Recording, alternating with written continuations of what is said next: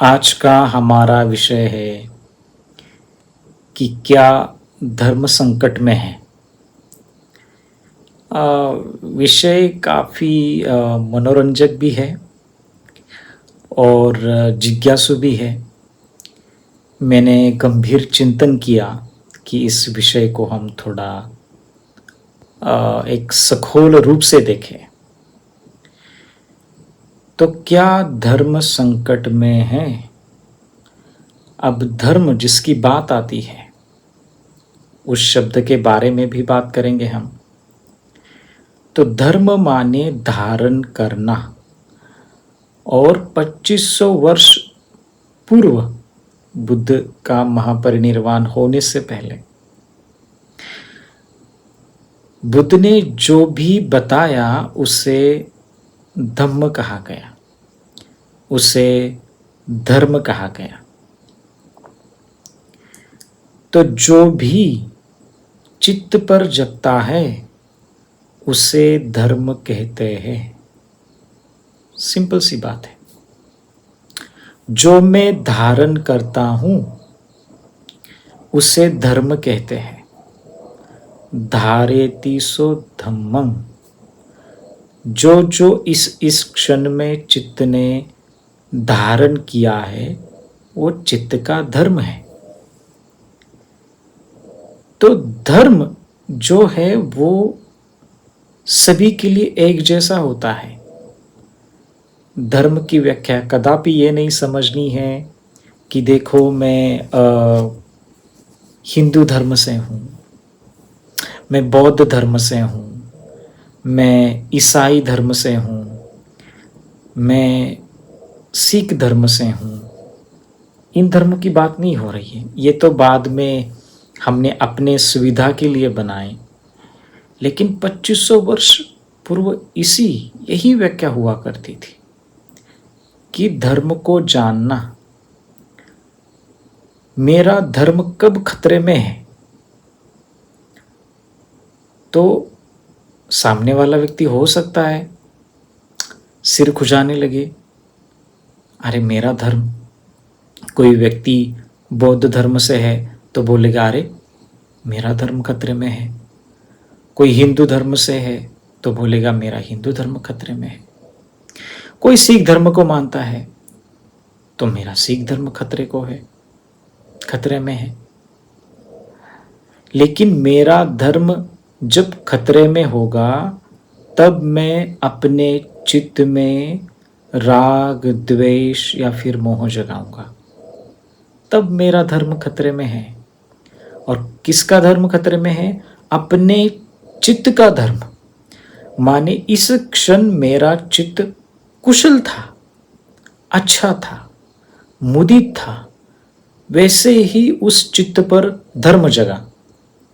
राग का, द्वेष का, मोह का, किसी व्यक्ति के बारे में गुस्सा जग गया तो उसी क्षण चित्त में क्रोध का धर्म जगा है। तो जो कुशल चित्त उत्पन्न हुआ था वो अधर्म हो गया। माने उसका वो तो चला गया। अब उसकी जगह किसने ले ली? अकुशल चित्त ने ले ली, वो अकुशल धर्म हो गया। तो इस तरीके से हमें बहुत गंभीर तरीके से सोचना चाहिए कि कोई किसी का धर्म संकट में नहीं है। हम सोशल मीडिया पे या फिर हम अखबारों में हम कुछ ऐसे फेक न्यूज़ होते हैं, उसके विचारों में आकर ऐसा लगता है कि अरे सही में मेरा धर्म देखो संकट में है, मुझे बचाने के लिए देखो मुझे ये करना होगा, चाहे मैं मर भी क्यों ना जाऊं, चलो मुझे अपने धर्म को बचाना है। मेरे धर्म को बचाना है तो सबसे पहले मेरे चित्त को बचाना होगा। और चित्त को बचाने का अर्थ है कि चित्त को अकुशल धर्मों से बचाना होगा। तब मैं सही धार्मिक हूँ, तब मेरा धर्म खतरे में नहीं है। मेरा धर्म खतरे में है जब खतरे में है, जब जब मैं उसमें राग द्वेष मोह जगाता। आसान सी बात है, हम कहाँ उलझ गए? हम उलझ गए, देखो ये हिंदू है, ये मुस्लिम है, ये सिख है, ये बौद्ध है, एक आपस में लड़ाई कर रहे हैं, ये इसको कुछ बोल रहा है, ये उस पर, ये इंस्टाग्राम फेसबुक, यहाँ पर अलग अलग प्रकार के कमेंट्स करते हैं, वहाँ तो अलग युद्ध हमें देखने को मिलता है। इन सारी बातों से धर्म का कोई अस्तित्व नहीं है, इसका कोई किसी भी प्रकार से संबंध नहीं है। धर्म का संबंध है अपनी ओर से। आग उसका एक धर्म है, एक निसर्ग का नियम है। आग जलती है और जलाती है, ये उसका धर्म है। यदि वो जलती नहीं है और जलाती भी नहीं है तो वो आग नहीं है, वो कुछ और हो सकता है। ठीक वैसे ही कोई बर्फ है तो बर्फ का धर्म है ठंडा होना या फिर ठंडा करना,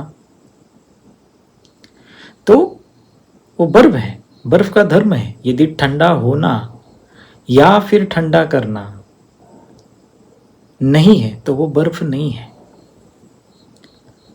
तो इस बात को समझे। अभी लोगों ने उसको सुविधा के लिए बनाया, जैसे मैंने अक्सर कहा, पहले कहा है कि बौद्ध धर्म, सिख धर्म, ईसाई धर्म, धर्म ये तो संस्कृत शब्द है, धारण करना, और वस्तुओं को भी धर्म कहा गया, फिनोमिना कहा गया। लेकिन बुद्ध जिस धर्म की बहुत सूक्ष्म, अति सूक्ष्म धर्म की बात करते हैं, तो वो चित्त के ऊपर अपनी अंगुली दर्शित करते हैं कि तुम्हारा चित्त ही तुम्हें संभालना होगा। ऐसे काम नहीं बनेगा, ऐसा मेरा धर्म संकट में नहीं आएगा। मेरा कुशल चित्त उत्पन्न हुआ है, मैं शील का पालन कर रहा हूँ, मैं सदाचार का पालन कर रहा हूँ। ऐसे भी लोग हमें देखने को मिलते हैं समाज में कि देखो ये व्यक्ति कितना अच्छा है, साक्षात भगवान की तरह है, देखो कितना अच्छा कर्म कर रहा है, लोगों की सेवा में लगा हुआ है। लेकिन क्या हो गया, कुछ साल बाद वही व्यक्ति हिंसक बन गया, वही व्यक्ति भ्रष्टाचार करने लग गया, वही व्यक्ति झूठ बोलने लगा, वही व्यक्ति नशे पते का सेवन करने लगा। तो जब जब उसने अपने चित्त में आसक्ति जगाई, द्वेष जगाया, भय जगाया, तो उसका धर्म खतरे में आ गया और चित्त का धर्म खतरे में आ गया। पहले उसका चित्त कुशल था, आसान था, मैत्रीपूर्ण था, लेकिन बाद में क्या हो गया, तो उसका चित्त अकुशल कर्मों में लगा हुआ। अब वो अकुशल कर्म करे ही जा रहा है और साथ ही साथ अपने दुख को भी बढ़ावा दे जा रहा है। तो कभी कभी ऐसी भी घटना हमें देखने को मिलती है समाज में कि एक ऐसा व्यक्ति, ऐसा लगता है कि अरे कितना पावरफुल है, कितना शक्तिशाली है, इसके पास पैसे है, पावर है, सत्ता है। लेकिन चित्त की बात करें तो वही व्यक्ति डिप्रेशन में है, घर में किसी की बनती नहीं है, समाज में लोग उसे आदर सम्मान देते हैं, स्टेज पर बुला के बाद में उसकी आलोचना करते हैं, बाद में उसकी निंदा करते हैं। तो ऐसे व्यक्ति को चाहिए कि मेरा धर्म खतरे में है, मेरा हिंदू धर्म खतरे में नहीं, मेरा बौद्ध धर्म खतरे में नहीं, मेरा सिख धर्म खतरे में नहीं, मेरा धर्म खतरे में है। माने मेरे चित्त में जो उत्पन्न हुआ है, जो कुशल कर्म उत्पन्न होने चाहिए, वो नहीं हो करके मैं अकुशल कर्मों का संवर्धन करके अपने दुख को और बढ़ा रहा हूं। ऐसे व्यक्ति को चाहिए कि हम अपने धर्म की रक्षा करें। और धर्म की रक्षा कैसे की जाती है कि अपने चित्त में जो अकुशल कर्म है उसको पूरी तरह से निकालने के लिए प्रयास करना, और अकुशल कर्म बाहर से नहीं आए इसके लिए भी प्रयास करना।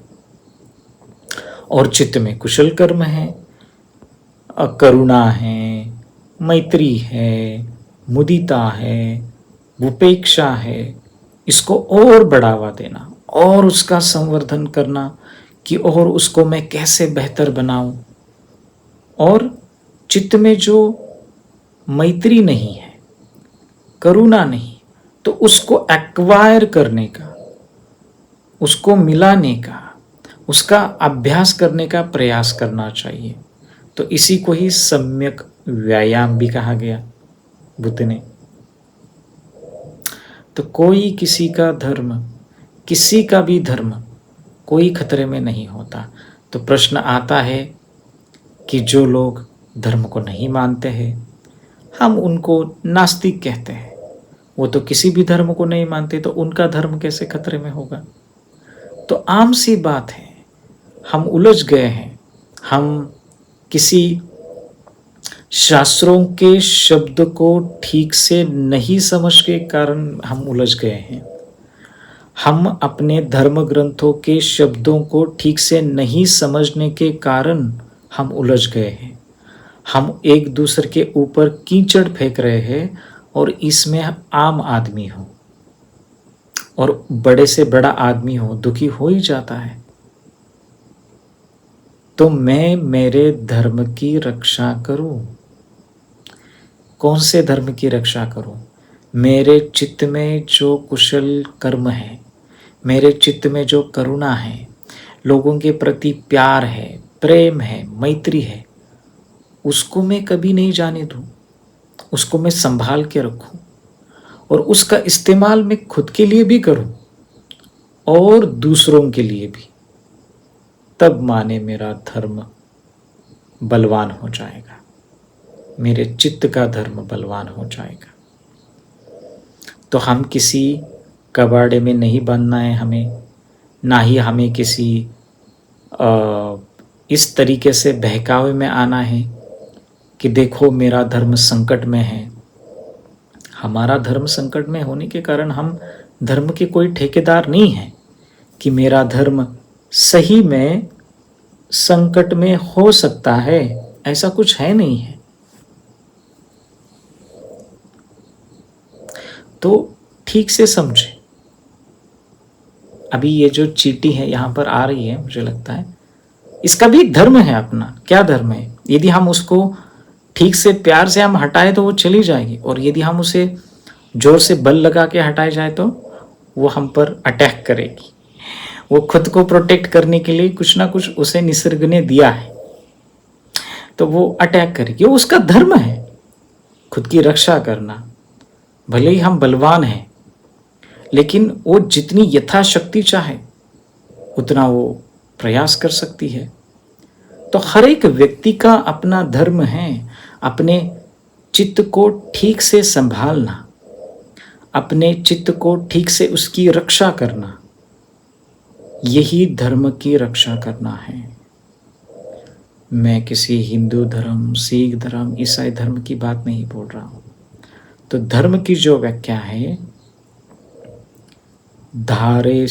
धारेसोति धम्मं, धारण करना। चित्त ने इस क्षण क्या धारण किया है वो चित्त का धर्म है। तो हम अपने धर्म की रक्षा करें, अपने चित्त की धर्म की रक्षा करें। सही माने में वही हमारी रक्षा है। और क्या होगा? हमने अपने चित्त की रक्षा करना शुरू किया, उसको संरक्षित करने की चेष्टा की, तो क्या होगा? अच्छे फल आएंगे, हमारे चित्त का धर्म और बढ़ता जाएगा। सामने वाला व्यक्ति हमें क्रोधित होकर आ रहा है, हम उस पर शांति बरसाएंगे, वो भी सुखी, मैं भी सुखी। तो इस तरीके से हमें धर्म का रक्षण करना है। तो धर्म की रक्षा अच्छे से करें। कोई किसी का धर्म खतरे में नहीं है, हम ही अपने चित्त के धर्म को खतरे में डालते हैं। किसी भी शब्दों में, किसी भी ऐसे